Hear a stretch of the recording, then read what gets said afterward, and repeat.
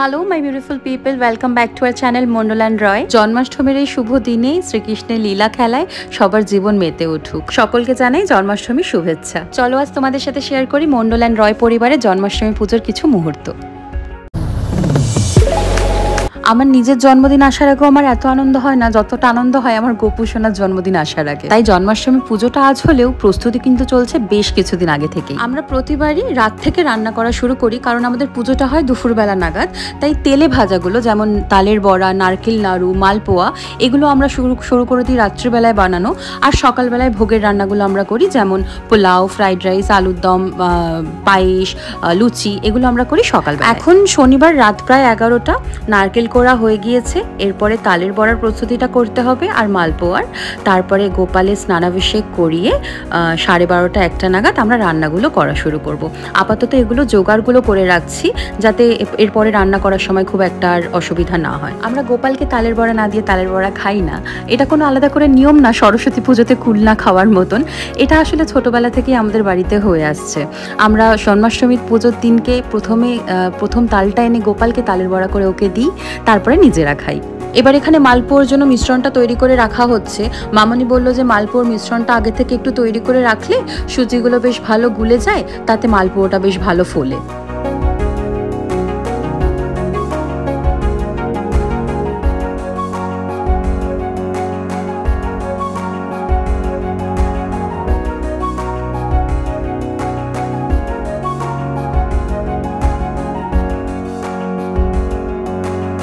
এবার প্রথমে তালের বড়াগুলো বানিয়ে নিচ্ছি, কারণ তালের বড়া একসাথে কড়াইতে অনেকগুলো দেওয়া যায়, মালপোয়াগুলো ধৈর্য ধরে একটা একটা করে বানাতে হয়।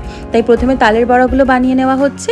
এরপরে তালের বড়াটা বানানো হয়ে গেলে, কারণ কি তালের বড়া আমাদের মিশ্রণটা বেশ অনেকটা হয়েছে, তালের বড়াটা হয়ে গেলে এরপরে আমরা মালপোয়াটা বানানো শুরু করব। তালের বড়া বানানো কমপ্লিট, এবার আমরা মালপোয়া বানানো শুরু করছি। সবটাই কিন্তু নিজের হাতে তৈরি করছে আমার শাশুড়ি মা, মানে আমার মামনি। আসলে এবছর সিম্বা 1-2 পা করে হাঁটতে শিখেছে, এত দুষ্টু হয়েছে যে ওকে আর ধরে রাখা যাচ্ছে না, তাই সারাক্ষণ ওকে চোখে চোখে রাখতে হচ্ছে।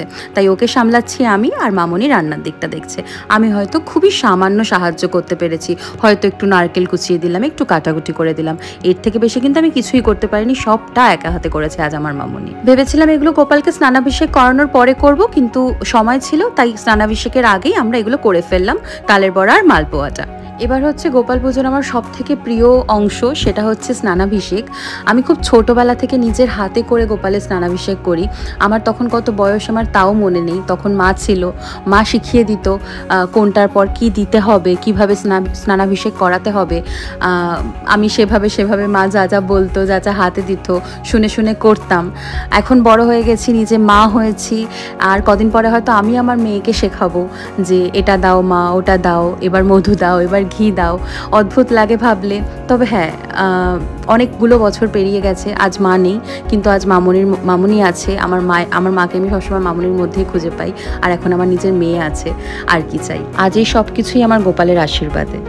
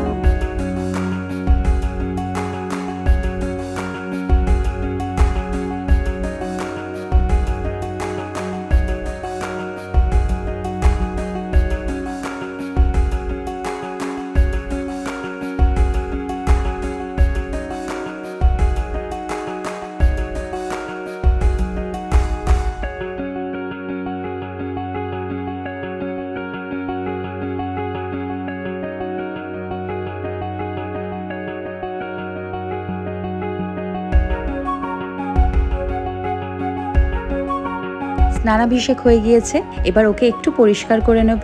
করে নিয়ে ও নতুন বস্ত্র পরবে, নতুন অলংকার পরবে, পরে সাজুগুজু করবে জন্মদিনের জন্য।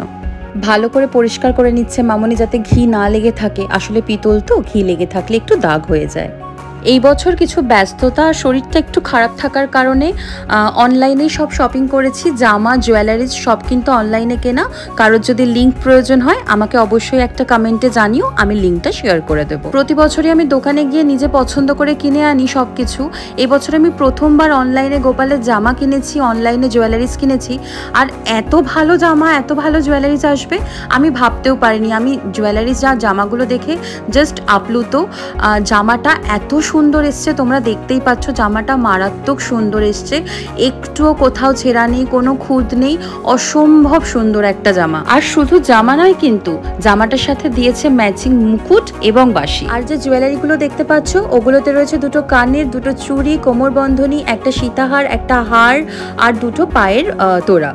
ওই যে তোমাদের বললাম ম্যাচিং মুকুট দিয়েছে, এই যে ম্যাচিং মুকুটটা, আর এটা হচ্ছে ম্যাচিং বাঁশিটা। কি সুন্দর দেখতে, তাই না? আর অবশেষে ময়ূরপঙ্খী। স্নানাভিষেক সেরে, নতুন বস্ত্র, নতুন অলংকার পরে, সেজে গুজে আমার গোপু সোনা প্রস্তুত নিজের জন্মদিন পালন করার জন্য। ওকে সাজানোর পর যে আমি কতক্ষণ হতবাক হয়ে ওর দিকে চেয়েছিলাম আমি নিজেই জানি না।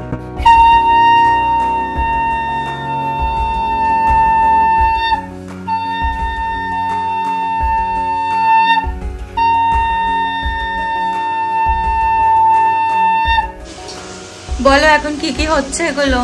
এটা পায়েস হচ্ছে, আর ওই পাশে আলুর দমের আলু ভাজা হচ্ছে। আচ্ছা। আর পোলাওয়ের চাল ওখানে রেডি করা হচ্ছে। পোলাও হবে। এই গ্যাসেই হয়ে যাবে? এই গ্যাসেই হয়ে যাবে। এখন বাজে 6:45।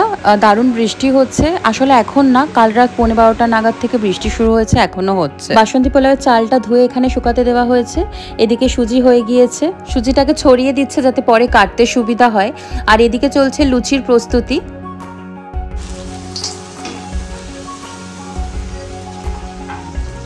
এদিকে লুচি ভাজা হচ্ছে আর এখানে আলুর দম।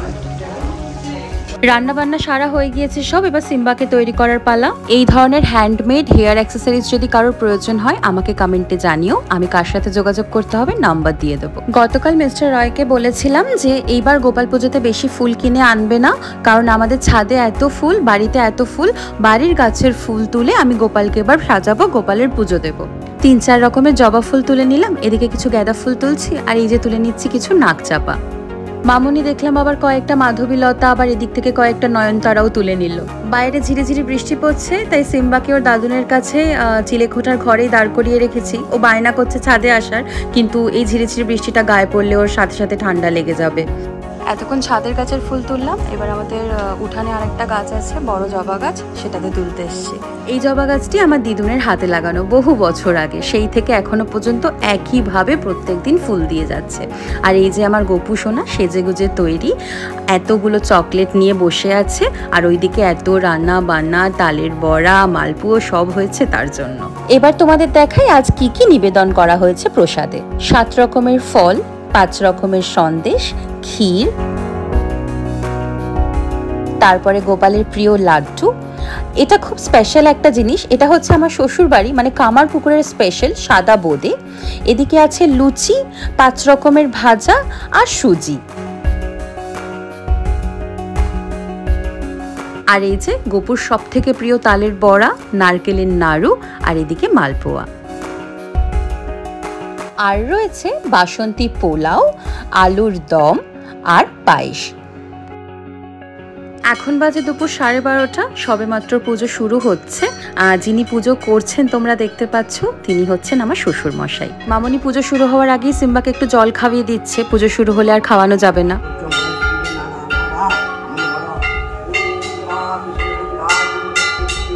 চাইছো মা তুমি ঠাকুরের কাছে হাত পেতে? প্রসাদ চাইছো মাম্মা? হাত পেতে বাজাতে বলছে।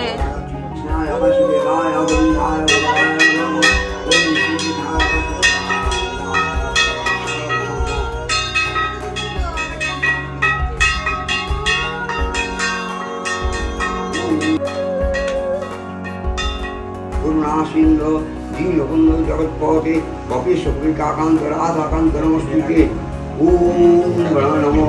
পুজো প্রায় শেষের দিকে, এবার আরতি আর অঞ্জলির পালা।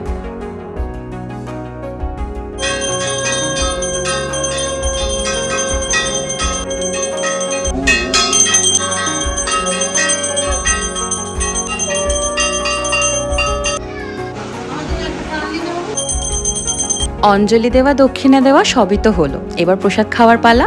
তাই সবার প্রথম প্রসাদটা আমার ছোট্ট গোপালের জন্য। কি আনন্দ করে খাচ্ছে দেখো না। এবার আমাদের উপোস ভাঙার পালা। প্রসাদ খেয়ে এখন দুপুর প্রায় 1:30।